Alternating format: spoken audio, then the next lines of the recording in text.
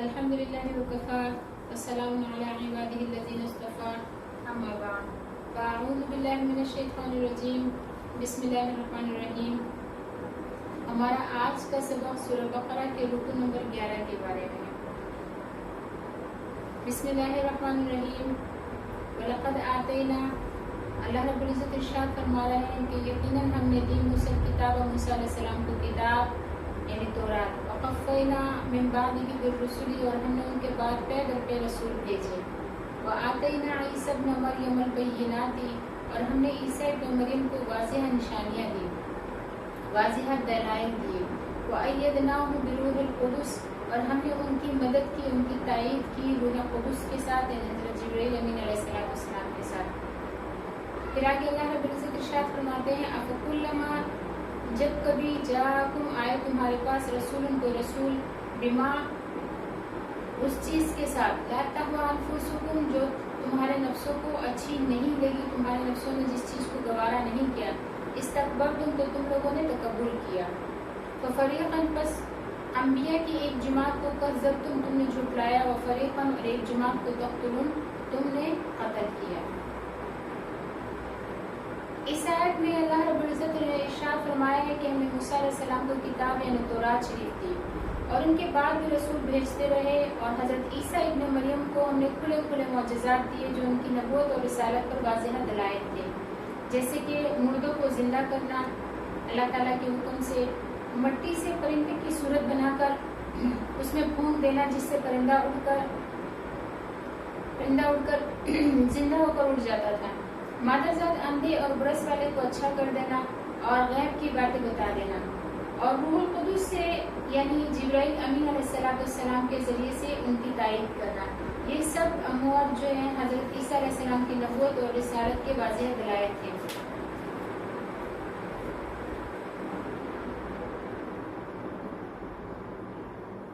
اسی طرح جب عیسیٰ علیہ السلام اپنی قوم سے یہ فرماتے تھے کہ میں تمہارے پاس اللہ تعالیٰ کے احکامات لے کر آیا ہوں، ایسے احکامات جو تورات شریف کے جن کے بعض احکامات سے جو ہے تورات شریف کے بعض احکام منسوخ ہو گئے، تو اس پر یہودی ان کے دشمن ہو گئے، ان سے حسد بھی کیا اور عناد پر بھی تل گئے، اور انہوں نے حضرت عیسیٰ علیہ السلام کو بہت ہی تکلیفیں دی اور ان کے قتل کے در پہ ہو گئے، لیکن قتل تو نہ کر سکی کیونکہ اللہ تعالیٰ نے عیسیٰ علیہ السلام کو اوپر اپنے پاس اٹھا لیا، لیکن ان سے پہلے دیگر انبیاء علیہ السلام کو قتل کر چکے تھے۔ حضرت عیسیٰ علیہ السلام کے قتل اور تکذیب پر اس لیے آمادہ ہو گئے کہ جو احکام انہوں نے بتائے ان کی نفسوں کی خواہش کے خلاف تھے، اور انہوں نے نہ صرف حضرت عیسیٰ علیہ السلام کی تکذیب کی بلکہ بہت سے نبیوں کو انہوں نے جھٹلایا اور بہت سے نبیوں کو قتل بھی کیا۔ قرآن مجید میں فرمایا ہے کہ حضرت انبیاء کرام علیہ السلام کے قتل اور تکذیب کے در پہ یہودی اس لیے ہو جاتے تھے کہ جو حکام اللہ کی طرف سے بتاتے تھے وہ ان کے نفسوں کو نہیں پاتے تھے اور ان کی طبیعت کے خلاف ہوتے تھے، لہٰذا وہ ان کی تکذیب تو کرتے ہی تھے، قتل بھی کر دیتے تھے۔ تفسیر ابن کثیر میں لکھا ہے کہ قتل کا تذکرہ فرماتے ہوئے مضارع کا صیغہ تقتلون لایا گیا ہے، قتل تم صیغہ ماضی کا نہیں لایا گیا، اس میں اس بات پر دلالت ہے کہ آئندہ بھی تم سے ایسی حرکت سرزد ہوگی، چنانچہ انہوں نے نبی کریم صلی اللہ علیہ وسلم کے ساتھ بھی ایسا ہی کیا اور خیبر میں بکری کے گوشت میں زہر ملا کر پیش کر دیا، جسے نبی کریم صلی اللہ علیہ وسلم نے تناول فرما لیا، اور پھر موت کے قریب اسی زہر کے اثر سے ایک رگ کٹ گئی جو موت کا سبب بنی۔ اس آیت شریفہ میں تصریح ہے کہ حضرت موسیٰ اور حضرت عیسیٰ علیہ السلام کے درمیان بھی انبیاء کرام مبعوث ہوئے ہیں، اور ان حضرات میں حضرت داؤد اور سلیمان علیہ السلام کا ذکر تو قرآن مجید میں موجود ہے، اور بعض حضرات کے اسماء گرامی قرآن مجید میں موجود نہیں ہے۔ حضرت ابن عباس رضی اللہ تعالیٰ عنہ سے روایت ہے کہ بعض حضرات انبیاء کرام علیہ السلام کے اسماء گرامی جو انہوں نے نقل کیے ہیں ان میں حضرت شموئیل علیہ السلام، حضرت حزقیل علیہ السلام اور بھی دیگر انبیاء ہیں، اور ہم اللہ کے ان سب نبیوں پر ایمان لاتے ہیں، اگرچہ سب کے نام، سب کا زمانہ بسط ہمیں معلوم نہیں ہے۔ تو اس آیت میں بھی یہ فرمایا ہے کہ ہم نے روح القدس کے ذریعے عیسیٰ ابن مریم کی تائید کی۔ اس تائید سے کیا مراد ہے، اس کے بارے میں علامہ نصفی رحمۃ اللہ علیہ فرماتے ہیں کہ جب یہودیوں نے حضرت عیسیٰ علیہ السلام کے قتل کا ارادہ کیا، حضرت جبرائیل علیہ السلام نے ان کو اوپر اٹھا لیا اور تفسیر جلالین میں ہے کہ حضرت جبرائیل علیہ السلام ان کے ساتھ ساتھ رہتے تھے اور حفاظت فرماتے تھے۔ روح القدس قرآن و حدیث میں حضرت جبرائیل علیہ السلام کا لقب ہے، اور حدیث شریف میں ہے کہ نبی کریم صلی اللہ علیہ وسلم نے حضرت حسان کو دعا کی اللہم ایدہ بروح القدس، کہ اے اللہ یعنی حضرت حسان رضی اللہ تعالیٰ عنہ کی تائید فرمائیے، مدد فرمائیے روح القدس یعنی حضرت جبرائیل علیہ السلام کے ساتھ۔ پھر آگے اللہ رب العزت یہودیوں کی ایک اور ضد کو بیان فرماتے ہیں، وقالو، اور وہ یہودی کہتے تھے، قلوبنا، کہ ہمارے دل غلف پردے میں ہیں، بلکہ لعنہم اللہ، ان پر لعنت کی اللہ تعالیٰ نے بکفرہم، ان کے کفر کی وجہ سے، فقلیلاً، بس بہت تھوڑے ہیں ان میں سے ما یؤمنون، جو ایمان لاتے ہیں۔ یہاں پر اللہ رب العزت ارشاد فرما رہے ہیں کہ یہودی اسلام کو قبول نہیں کرتے تھے اور خاتم النبیین صلی اللہ علیہ وسلم پر ایمان نہیں لاتے تھے، آپ کی سچائی کی علامات اور معجزات دیکھ کر بھی منحرف تھے، اور اس گمراہی کو اپنے لیے کمال اور باعث فخر سمجھتے تھے، اور کہتے تھے کہ ہم ایمان لانے والے نہیں ہیں اس لیے کہ ہمارے دلوں پر غلاف چڑھے ہوئے ہیں اور پردے پڑے ہوئے ہیں، کسی کی بات ہمارے دلوں میں اثر نہیں کر سکتی، اور اپنے دین کے علاوہ ہم کوئی دوسرا دین قبول بھی نہیں کر سکتے۔ تو اللہ جل شانہ نے ان کی تردید فرمائی کہ یہ بات کو سنتے اور سمجھتے ہیں اور حق بھی جانتے ہیں، لیکن حق سے ان کو نفرت ہے، تنفر ہے، تو اس وجہ سے اللہ رب العزت نے ان کو ملعون قرار دے دیا ہے، لعنت اور پھٹکار میں گرفتار ہیں یہ لوگ، دلوں پر پردے اور غلاف کچھ نہیں بلکہ کفر کی پھٹکار اور لعنت کے سبب ایمان سے محروم ہیں۔ آگے اللہ رب العزت ارشاد فرماتے ہیں،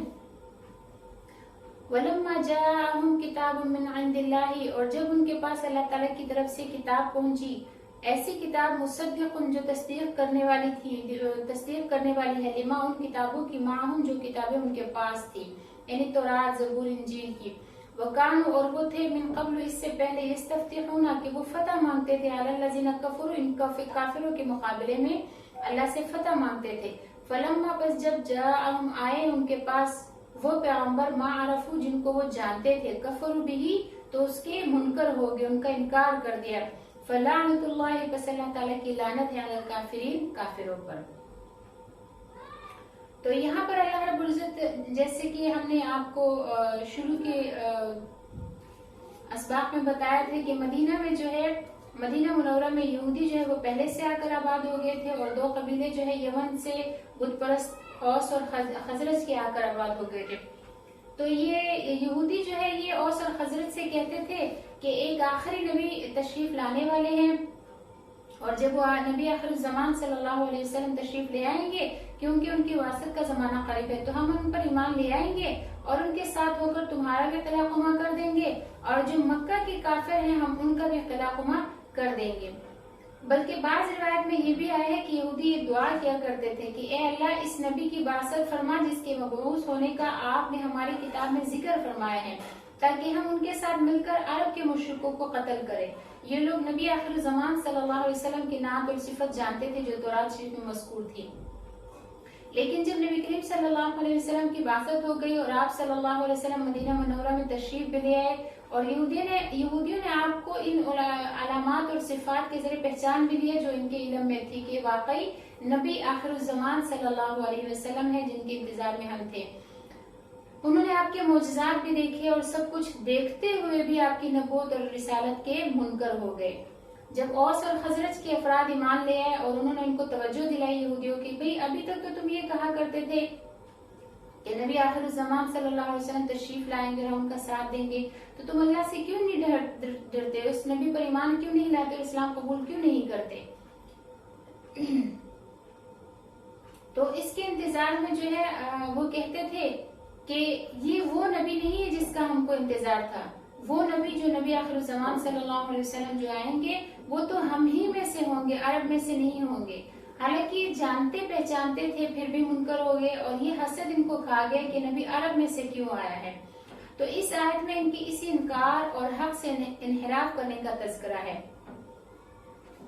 تو اللہ تعالیٰ آگے اسی آیت میں فرما رہے ہیں کہ اسی انکار کی وجہ سے اللہ تعالیٰ نے کافروں پر لعنت فرمائی جو حق اور حقیقت کو جانتے ہیں پھر بھی اس کے ماننے سے منکر ہے۔ پھر آگے اللہ رب العزت ارشاد فرماتے ہیں، بئس ما، بہت برا ہے، اشتروا بہ انفسہم، جس ایمان کو انہوں نے اختیار کیا ہوا ہے،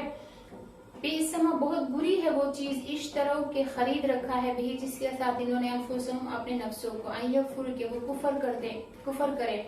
बिमा उस कुरान का अंज़लल्लाहु जो अल्लाह ताला ने उतारा है, बगैर सरकशी की वजह से उस कुरान का क्या करते हैं, कुफर करते हैं। अय्युनज़्ज़लल्लाहु मिन फज़लिही, अल्लाह ताला उतारता है अपने फजल से अला मन यशाउ, जिस पर चाहे, मिन इबादी अपने बंदों में से। फबाउ पस वो लौटे बेगज़बिन अला गज़ब, गज़ब पर गज़ब लेकर, वलिल काफिरिन और काफिरों के लिए अज़ाब मुहीन जिल्लत वाला अजाब है। यहाँ पर ये बताया कि उन्होंने अपनी जानों को दोज़ख का मुस्तहिक इसलिए बनाया कि उनको अल्लाह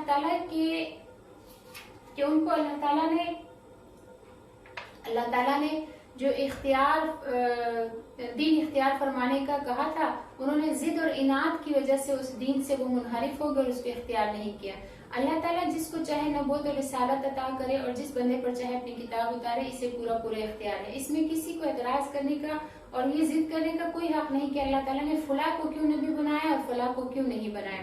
यहूदी हजरत ईसा अलैहिस्सलाम की नबूवत से मुनकर होकर काफिर हुए, फिर अल्लाह ताला पर एतराज करके काफिर हुए। पहले ईसा अलैहिस्सलाम की नबूवत के मुनकर हुए, फिर जो है अल्लाह ताला पर एतराज किया और फिर काफिर हुआ, और फिर अल्लाह के रसूल यानी नबी आखिरुज़्ज़मान सल्लल्लाहु अलैहि वसल्लम और अल्लाह की किताब कुरान के मुनकर होकर कुफर ही कुफर में तरक्की करते चले गए और अल्लाह ताला के गजब बाला गजब के मुस्तहिक हो गए। लिहाजा आखिरत में जिल्लत के अजाब में गिरफ्तार होंगे। और बाज़ हज़रात ने कहा है कि इश्तरो अपने मशहूर माना में है, और मतलब इसका ये है कि यहूदियों ने अपने अकीदा में ये समझा कि जो तरीका हमने इख्तियार किया है इससे अपनी जानों को दोज़ख के अजाब से छुड़ा लेंगे। इसकी तरदीद करते हुए अल्लाह रब्बुल इज़्ज़त ने इरशाद फरमा दिया कि बिइस समजतरो बिही अनफुसहुम, कि इनका ये ख्याल गलत है कि इससे वो अजाब से बच जाएंगे। आगे अल्लाह रब्बुल इज़्ज़त इरशाद फरमाते हैं वइज़ा क़ील लहुम, और जब उनसे कहा जाता है आमिनु की ईमान लो बिमा उस कुरान पर अंज़लल्लाहु जो अल्लाह ताला ने उतारा है, क़ालू तो वो कहते हैं नुमिनु हम तो ईमान लाते हैं, बिमा बस उसी किताब पर उनज़िला अलैना जो किताब हम पर उतारी गई, वयकफुरून और हम इनकार करते हैं, बिमा वरा जो उसके अलावा किताबें हैं उन सब का हम इनकार करते हैं, तो वो उसके मुनकर हो गए। वहुवल हक़, और अल्लाह ताला फरमा रहे हैं कि ये कुरान हक है, मुसद्दिक़न और तस्दीक करने वाली है ये किताब, लिमा उन किताबों की माहम जो उनके पास थी। कुल कह दीजिए नबी अलैहिस्सलाम इन लोगों से, फलिमा तक़्तुलूना अंबिया अल्लाही, फिर तुम क्यों कत्ल करते रहे हो अल्लाह के नबियों को, मिन क़ब्ल इससे पहले, इन कुंतुम मुमिनीन अगर तुम मोमिन हो। यहाँ पर इस आयत में जो है यहूदियों का अल्लाह रब्बुल इज़्ज़त ये कौल जिक्र फरमा रहे हैं कि यहूदी कहते थे कि हम तो सिर्फ तौरात पर ईमान लाते हैं, इसके अलावा किसी किताब को नहीं मानते। इनकी तरदीद करते हुए अल्लाह ताला ने फरमाया कि ये कुरान जो है ये हक है, वो हुवल हक़ मुसद्दिक़न लिमा माअहुम, कि कुरान हक है जो किताब हमने मोहम्मद रसूलुल्लाह खातमुन नबीय्यीन सल्लल्लाहु अलैहि वसल्लम पर नाजिल की है, ये हक है और ये उस किताब की तस्दीक करने वाली है जिस पर वो ईमान रखने के मुद्दाई है, यानी तौरात की। कुरान को ना मानना तौरात के ना मानने के जैसा ही है। फिर तौरात शरीफ में ये हरगिज नहीं है कि बनी इसराइल के अलावा किसी कौम में से अल्लाह ताला नबी भेजे तो उसको मत मानना, और तौरात के अलावा अल्लाह की किसी दूसरी किताब पर ईमान ना लाना। ये सब बातें इनके जाती हसद की वजह से है। तौरात शरीफ में तो नबी आखिरुज़्ज़मान सल्लल्लाहु अलैहि वसल्लम की बासत की खबर दी है। जब नबी आखिरुज़्ज़मान सल्लल्लाहु अलैहि वसल्लम की बासत हो गई और उनकी अलामात और सिफात से यहूद ने पहचान लिया कि ये नबी आखिरुज़्ज़मान है, फिर इन सब के बावजूद आप पर ईमान ना लाना और कुरान मजीद को ना मानना, ये तौरात शरीफ के मानने से इनकारी होना ही है। कह रहे हैं कि हमारा तौरात पर ईमान है, हालांकि इस पर भी इनका ईमान नहीं है। फिर आगे अल्लाह रब्बुल इज़्ज़त इरशाद फरमाकर इनको जवाब दे रहे हैं कि जैसे कि यहूदियों की बुरी हरकतों में से एक बुरी हरकत ये भी थी कि हजरत अंबिया किराम अलैहिस्सलाम को कत्ल कर देते थे। तो आयत पाला में फरमाया कि अगर तुम तौरात पर ईमान रखने का दावा करते हो तो ये बताओ कि तुमने फिर अल्लाह के नबियों को कत्ल करने का इर्तिकाब क्यों किया, क्योंकि नबी का कत्ल करना तो तौरात शरीफ के कानून से भी कुफर है। तुम्हारे आबा व अजदाद ने इस जुर्म का इर्तिकाब किया, तुम इससे राजी हो और उनको अपना मुक्तदा भी मानते हो। इससे साफ जाहिर है कि तौरात शरीफ पर ना तुम्हारा ईमान है और ना तुम्हारे बाप दादों का ईमान था। اور یہ بات بھی قابل ذکر ہے کہ سیدنا حضرت موسیٰ علیہ السلام کے بعد بہت سے انبیاء علیہ السلام تشریف لائے. وہ تورات کے احکام کی تبلیغ کرتے تھے اور انہوں نے تورات کے منسوخ ہونے کا اعلان بھی نہیں کیا. اے یہودیو، اگر تم سچے ہو اپنی بات میں، تم ان کو نبوت اور رسالت میں سچا بھی جانتے تھے، پھر بھی تم نے ان کو قتل کر دیا حالانکہ وہ تمہاری قوم میں سے تھے، تو معلوم ہوا کہ تمہارا دین اور ایمان شریعت موسوی کا اتباع نہیں کرتا بلکہ خواہشات نفس کا اتباع ہی تمہارا دین ہے. پھر آگے اللہ رب العزت نے ارشاد فرمائے وَلَقَدْ جَاءَكُمْ مُوسَى بِالْبَيِّنَاتِ، اور یقیناً آئے موسیٰ علیہ السلام تمہارے پاس واضح نشانیاں لے کر. ثُمَّ اتَّخَذْتُمُ الْعِجْلَ مِن بَعْدِهِ، لیکن تم نے پھر بچڑے کو معبود بنا لیا ان کے بعد، وَأَنْتُمْ ظَالِمُونَ، اور تم ظالم تھے. یہاں پر اللہ رب العزت ارشاد فرماتے ہیں یعنی تمہارے پاس موسیٰ علیہ السلام بھی کھلی ہوئی اور واضح دلیلیں لے کر آئے جو تم نے خود دیکھی، جس سے ان کا رسول اللہ ہونا واضح ہو گیا، اور انہوں نے پوری طرح توحید کی دعوت دی اور تم کو جم کر لا الہ الا اللہ کی تبلیغ کی اور بتایا کہ اللہ تعالیٰ کے سوا کوئی معبود نہیں. لیکن جب وہ کوہ طور پر تشریف لے گئے تو راج شریف لینے کے لیے، تو تم لوگوں نے ان کے بعد بچڑے کو معبود بنا لیا، اور تمہارا یہ غیر اللہ کی پرستش کرنا سراسر ظلم صریح تھا. راہ حق کے خلاف چلنا، دلائل واضحہ اور آیات بینات سامنے ہوتے ہوئے منکر ہو جانا، یہ سراسر ظلم ہے جو تمہاری پرانی عادت ہے. تمہارے اسلاف کی حرکتیں تمہارے سامنے ہیں جن کا تم کو علم ہے، لیکن ابھی تک ان کو پیشوا بنائے ہوئے ہو اور انہیں کی گراہ پر گامزن ہو. آگے اللہ رب العزت ارشاد فرماتے ہیں وَإِذْ أَخَذْنَا، اور جب ہم نے لیا مِيثَاقَكُمْ تم سے وعدہ، وَرَفَعْنَا، اور ہم نے بلند کر دیا فوقکم الطور تمہارے پر کوہ طور پہاڑ کو، خذوا پکڑو ما آتیناکم جو کتاب ہم نے تم کو دی ہے بقوت مضبوطی کے ساتھ، واسمعوا اور غور سے سنو، قالوا تو انہوں نے کہا سمعنا کہ ہم نے سن لیا، وعصینا لیکن ہم مانیں گے نہیں، واشربوا اور ڈال دی گئی فی قلوبہم العجل ان کے دلوں میں بچڑے کی محبت بکفرہم ان کے کفر کی وجہ سے. یہ اشربو پلا دی گئی، مطلب جیسے پینے کی چیز انسان پانی وغیرہ پی لے تو وہ اپنی جگہ بنا لیتے ہیں جیسے میں، تو اس لیے اللہ تعالیٰ فرمائے کہ اشربو اور پلا دی گئی فی قلوبہم العجل ان کے دلوں میں جو ہے بچڑے کی محبت بکفرہم ان کے کفر کی وجہ سے. قل کہہ دیجئے نبی علیہ السلام بئس ما یأمرکم بہ ایمانکم، اگر تم اس کو ایمان سمجھتے ہو تو یہ تمہارا ایمان جو ہے یہ تمہیں جن باتوں کا حکم دیتا ہے یہ بہت برے کام ہے. ان کنتم مومنین، اگر تم مومن ہو تو. یہاں پر اللہ رب العزت جو ہے ان کو اسی واقعے کے پھر یاد دہانی کروا رہے ہیں کہ جس سے پہلے رکو نمبر 8 میں گزر چکا ہے کہ یہودیوں سے اللہ رب العزت نے پختہ عہد لینے کے لیے ان کو کوہ طور پہاڑ جو ان کے سروں پر اٹھا دیا اور ان کو جو ہے مضبوطی کے ساتھ تورات شریف کو تھامنے اور اس پر عمل کرنے کا عہد لینے کا ذکر جو گزر چکا ہے کہ ان سے اللہ رب العزت نے وعدہ لیا، وہ نہ مانے تو اللہ رب العزت نے ان پر کوہ طور پہاڑ کو اٹھا دیا، اور وہ یہ سمجھے کہ کوہ طور پہاڑ ہم پر گرنے لگا ہے، تو وہاں اس وقت وقتی طور پر انہوں نے مان لیا. یہاں پھر اس وعدے کو دہرایا ہے اور ساتھ یہ بھی فرمایا ہے کہ جب ان کو حکم ہوا کہ تورات شریف کے حکموں کو مضبوطی سے تھام لو اور اس کے احکام کو سن لو، تو انہوں نے کہا کہ ہم نے سن تو لیا لیکن ہم اس پر عمل نہیں کریں گے. حکم تھا کہ دل کے کانوں سے سنو، قبول کرنے کے لیے سنو، عمل کرنے کے لیے سنو، لیکن انہوں نے اپنے اوپر پہاڑ گرنے کے ڈر سے اس وقت تو کہہ دیے کہ ہاں ہم نے سنا اور اوپر کے دل سے اقرار بھی کر لیے جیسے کہ بعض مفسرین نے لکھا ہے، لیکن بعد میں اس قول و قرار سے پھر گئے اور نافرمانی پر تل آئے اور کہنے لگے کہ سنا تو ہے لیکن عمل کرنا ہمارے بس کا نہیں ہے. پھر آگے اللہ رب العزت نے ارشاد فرمایا کہ انہوں نے بچڑے کی جو عبادت کی تھی وہ ان کے اندر رچ بس گئی تھی اور رگو پے میں گھس گئی تھی، جیسے پینے کی چیز اندر جا کر جہاں جہاں جگہ دیکھتی ہے اپنی جگہ پکڑ لیتی ہے. ان کے کفر کی وجہ سے ان کا بھی یہ حال ہوا کہ بچڑے کی محبت ان کے اندر پوری طرح سرایت کر گئی اور جاگزی ہو گئی. پھر فرمایا کہ آپ ان سے فرما دے کہ تم ایمان کے دعوے دار ہو، اگر تم مومن ہو تو، حالانکہ تم مومن ہو نہیں لیکن اگر تم کہتے ہو کہ تم مومن ہو تو سمجھ لو کہ تمہارا ایمان تمہیں برے اعمال کی تعلیم دیتا ہے، تمہارا ایمان تمہیں کفر اور شرک پر آمادہ کرتا ہے. یہ کیسا ایمان ہے جو توحید کی تعلیم نہیں دیتا اور اللہ تعالیٰ کی نافرمانی پر ابھارتا ہے اور نبی آخر الزمان صلی اللہ علیہ وسلم کی تکذیب پر آمادہ کرتا ہے، جن کا تم واضح دلائل سے نبوت کے اقرار مند بھی ہو، جن کے بارے میں تم جانتے بھی ہو. یہاں پر ایک فائدہ ہے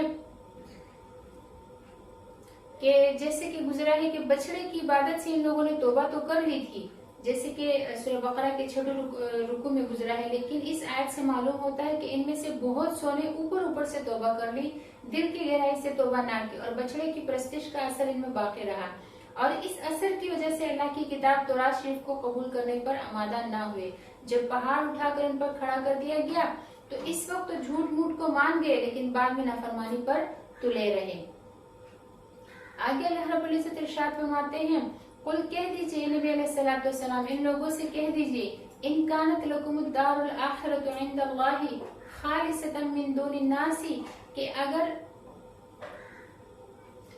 آخرت کا گھر اللہ کے ہاں خاص تمہارے لیے ہے اور لوگوں کے علاوہ، فتمنوا الموت، تو تم پھر ایسے کرو کہ موت کی تمنا کرو، ان کنتم صادقین، اگر تم سچے ہو۔ آگے اللہ رب العزت خود ہی جواب میں ارشاد فرما رہے ہیں، وَلَن يَتَمَنَّوْهُ أَبَدًا، اور یہ لوگ کبھی بھی موت کی تمنا نہیں کریں گے، بما قدمت ایدیہم، ان کے اعمال کی وجہ سے جو انہوں نے آگے بھیجے، واللہ، اللہ تعالیٰ علیم، جانتا ہے بالظالمین، ظالموں کو۔ یہ موت کی تمنا کیوں نہیں کریں گے، اس کا جواب بھی اللہ رب العزت نے خود ہی آگے فرما دیا۔ اللہ تعالیٰ فرماتے ہیں وَلَتَجِدَنَّهُمْ، اور آپ ان کو پائیں گے، احرص الناس، کہ یہ بڑے حریص لوگ ہیں، علی حیات، زندگی کے بارے میں، وَمِنَ الَّذِينَ، اور ان لوگوں میں سے بھی اشرکوا، جنہوں نے شرک کیا، جو مشرک ہے، یود، ان میں سے بھی یود، خواہش کرتا ہے، احدہم، ہر ایک بندہ، لو یعمر الف سنہ، کہ کاش کہ ان کی عمر 1000 سال ہو جائے، حالانکہ وما ہوا بمزحزحہ من العذاب، حالانکہ وہ ان کو عذاب سے نہیں بچا سکتی، ایعمر، چاہے ان کی عمر 1000 سال بھی ہو جائے، واللہ، اللہ تعالیٰ بصیر، دیکھنے والا ہے، بما یعملون، جو وہ اعمال کرتے ہیں۔ یہاں پر جو ہے یہودیوں کے دعووں اور عرضوں میں یہ بھی تھا کہ عالم آخرت کی خیر اور خوبی اور جنت کا داخلہ اور نعمتوں کا حصول، یہ سب کچھ ہمارے لیے ہی خاص ہے۔ وہ کہتے تھے کہ دوسرے کسی دین والے اور کسی بھی قوم اور نسل کے لوگ جنت میں نہ جائیں گے۔ ان کے اس خیالی جھوٹے دعوے اور جھوٹی آرزو کے پیش نظر ان کو مباہلہ کی دعوت دی گئی کہ اگر تم اپنے دعوے میں سچے ہو تو آ جاؤ، ہم اور تم مل کر موت کی دعا کریں کہ دونوں فریقین میں سے جو بھی جھوٹا ہو وہ ابھی فوراً مر جائے۔ جب یہ بات سامنے آئی تو اس پر آمادہ نہ ہوئے اور راہ فرار اختیار کر لی۔ حضرت ابن عباس رضی اللہ تعالیٰ عنہ نے اس آیت کی تفسیر اس طرح کی ہے، اور انہوں نے یہ بھی فرمایا ہے کہ یہ لوگ موت کی تمنا کرتے تو اسی وقت مر جاتے۔ مفسر ابن جریر رحمۃ اللہ علیہ نے اپنی سند سے نقل کیا ہے کہ نبی کریم صلی اللہ علیہ وسلم نے یہ بھی ارشاد فرمایا کہ اگر یہودی موت کی تمنا کرتے تو اسی وقت مر جاتے اور دوزخ میں اپنا اپنا ٹھکانہ دیکھ لیتے، اور مباہلہ کے لیے نکلتے تو واپس ہو کر نہ جاتے اور مال کچھ بھی نہ پاتے۔ اس کے بعد ارشاد فرمائے کہ انہیں اپنا کفر اور بدعمالیاں معلوم ہے، وہ ہرگز موت کی تمنا نہیں کر سکتے، اور اللہ تعالیٰ سب مجرموں اور ظالموں کو جانتا ہی ہے، جو ہر ایک کو اس کا بدلہ دے دے گا۔ اس کے بعد ارشاد فرمائے کہ یہ کیا موت کی آرزو کر سکتے ہیں، یہ تو سب لوگوں سے زیادہ ان زندگی کی ہرس رکھتے ہیں۔ جو لوگ مشرک ہے، اللہ کی کسی کتاب کو نہیں مانتے، ان سے بھی زیادہ دنیا میں رہنے اور جینے کی حریص ہیں۔ ان کی خواہش ہے کہ کاش 1000 سال زندہ رہ جاتے، لیکن اگر 1000 سال بھی یہ لوگ زندہ رہ جائیں گے تو اس کی وجہ سے عذاب سے چھٹکارا نہیں ہو سکتا، کبھی تو موت آ ہی جائے گی، اور موت کے بعد وہی عذاب ہوگا جس کا وہ سامنا کریں گے، اور دوزخ کا داخلہ ہوگا جو اہل کفر کے لیے پہلے سے طے شدہ ہے۔ جیسے کہ ابلیس کو 1000 سال کی زندگی دے دی گئی، مگر انجام کار اس کا دوزخ ہی ہے۔ مفسر ابن کثیر رحمۃ اللہ علیہ فرماتے ہیں کہ اوپر جو آیت کی تفسیر بیان ہوئی ہے کہ یہود کو مباہلہ کی دعوت دی گئی تھی، یہی تفسیر صحیح ہے، اور یہ ایسا ہی ہے جیسے نجران کے نصارہ کو مباہلہ کی دعوت دی گئی تھی، جو آگے سورہ آل عمران میں آئے گی۔ اس کے بعد ابن کثیر رحمۃ اللہ علیہ فرماتے ہیں کہ بعض حضرات نے آیت کی تفسیر میں یوں کہا ہے کہ اگر تم اپنی بات میں سچے ہو کہ دار آخرت تمہارے ہی لیے خاص ہے تو موت کی تمنا کرو، تاکہ مرنے کے ساتھ ہی جنت میں چلے جاؤ اور دنیا کی تکلیفوں سے محفوظ اور مامون ہو جاؤ۔ اس دوسری تفسیر میں مباہلہ کا ذکر نہیں بلکہ صرف جو ہے آرزو موت کی دعوت دی گئی۔ ابن کثیر رحمۃ اللہ علیہ فرماتے ہیں کہ آیت کا یہ معنی لے کر ان لوگوں پر حجت قائم نہیں ہو سکتی، اس لیے اپنے دعوے میں سچا ہونا اس بات کو مستلزم نہیں ہے کہ موت کی تمنا بھی کرے، کیونکہ وہ الٹ کر یہ کہہ سکتے تھے کہ اے مسلمانوں، تم بھی تو اپنے بارے میں جنتی ہونے کا عقیدہ رکھتے ہو، تم بھی حالت صحت اور تندرستی میں موت کی تمنا نہیں کرتے۔ تو یہاں پر اس کا مطلب یہ نہیں ہے کہ مسلمان موت کی تمنا نہیں کرتا، مسلمان کو تو موت کی تمنا سے بلکہ منع کیا گیا ہے، جیسے کہ نبی علیہ السلام نے ارشاد فرمایا ہے کہ تم میں سے کوئی شخص پہ موت کی تمنا نہ کرے۔ ہاں، اگر کوئی اپنی زندگی سے بہت زیادہ عاجز آ جائے تو وہ یہ دعا کرے کہ یا اللہ، میری موت کا جو وقت آپ نے مقرر کیا ہے وہ وقت میرے لیے زندگی کا آپ کی رضا کے لحاظ سے سب سے بہترین وقت بنا دیجئے، ایمان کے لحاظ سے سب سے بہترین وقت بنا دیجئے۔ لیکن یہ جو یہود جو ہے، یہ جو موت کے ڈر سے موت کی خواہش نہیں کرتے تھے، یہ تو اس لیے تھا کہ یہ جانتے تھے کہ ہم نے جو اعمال کیے ہیں جب ہم اللہ کے سامنے جائیں گے تو سوائے دوزخ کے ہمیں کوئی ٹھکانہ نہیں ملے گا۔ آج کا سبق اتنا ہی ہے۔ اگر آپ کو سبق کی سمجھ لگے اور آپ کو واقعی میں ہمارا تفسیر اور ترجمہ جو ہے آسان لگتا ہے تو اس کو لائک کر دیا کرے، دوسروں کے ساتھ شیئر بھی کر دیا کرے۔ میں پوری کوشش کرتی ہوں کہ میں آپ کے لیے آسان الفاظ استعمال کر کے اور مختصر سے مختصر، آسان سے آسان ترجمہ اور تفسیر جو ہے بیان کیا کروں، تاکہ آپ لوگ آسانی سے کم وقت میں سمجھ سکیں۔ تو اگر آپ کو سمجھ لگ جاتی ہے واقعی اور میری محنت جو ہے وہ رنگ لا رہی ہے تو اس کو سبسکرائب بھی کر دیجیے گا، اور دعا میں یاد رکھیے گا کہ اللہ تعالیٰ ہم سب کو اپنے دین کی خدمت کے لیے قبول فرمائے، اور ہماری ان کاوشوں کو اللہ تعالیٰ دین اور دنیا میں ہماری کامیابی کا اور ہماری نجات کا ذریعہ بنائے، اور اللہ تعالیٰ قبول فرمائے۔ وآخر دعوانا ان الحمد للہ رب العالمین۔ السلام علیکم ورحمۃ اللہ وبرکاتہ۔